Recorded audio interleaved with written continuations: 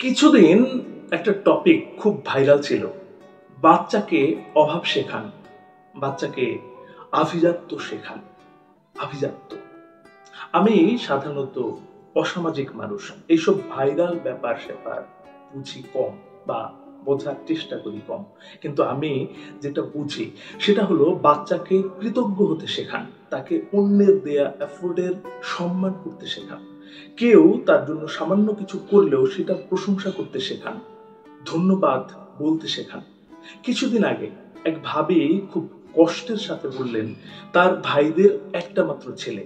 ভাবির বাড়িতে ছোটখাটো একটা অনুষ্ঠান ছিল, সেখানে 20 জন মানুষের জন্য রান্না করা হয়। পোলাও, খাসি মাংস, সবজি, এসব খাবার হয়তো অঢেল থাকে, কিন্তু বেশিরভাগ সময় দেখা যায় রোস্ট, ডিম, আলুর চপ, কাবাব এগুলো একটু কমই থাকে।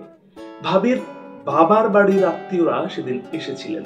যেহেতু একটা মাত্র ভাইপো, সে অনুষ্ঠানে আসেন, তাই ভাবি ভাবলেন ভাইপোকে একটি বক্সে করে কিছু খাবার পাঠাবেন। তিনি একটা মিষ্টির প্যাকেটে করে বাচ্চাটার জন্য পাঠালেন। ভাবি সবসময় চেষ্টা করেন অতিথিদের বাচ্চা, বয়স্ক সদস্য বা কেউ না এসে থাকলে তাদের জন্য খাবার পাঠিয়ে দিতে। আমি নিজে দেখেছি।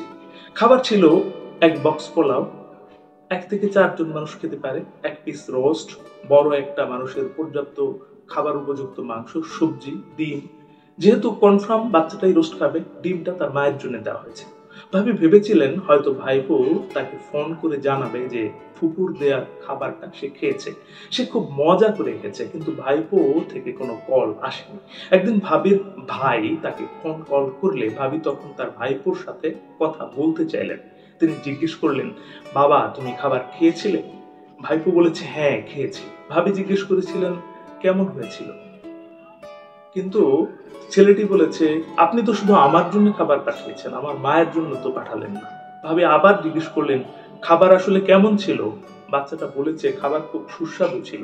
পুনরায় বাচ্চাটা বলেছে, আপনি শুধু আমার জন্য পাঠালেন, আমার মায়ের জন্য তো খাবার পাঠালেন না।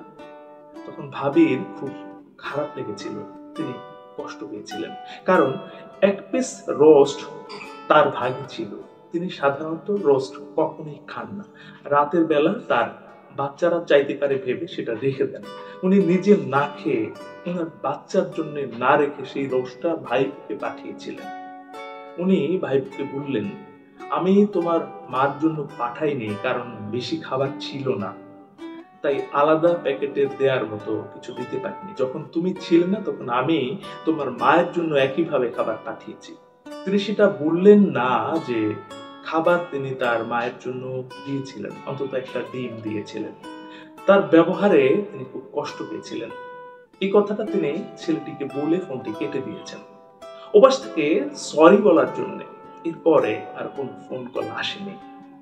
আমি এখানে বাচ্চা ছেলেটার কোনো দোষ দেখিনি, বরং এখানে তার গুরুজনই দায়ী। বাচ্চাটা নাকি পড়াশোনায় খুব ভালো, ক্লাসে 1 থেকে 3 এর মধ্যে থাকে সবসময়, স্কাউটিং এও সেরা, আবার দুর্দান্ত ক্রিকেট খেলে। এগুলো সব তার প্যারেন্টস এর এই অবদান। কিন্তু তার বাবা মা এটা শেখালেন না যে কারো সামান্য অবদানে খুশি থাকতে হয়, প্রশংসা করতে হয়, কৃতজ্ঞতা জানাতে হয়।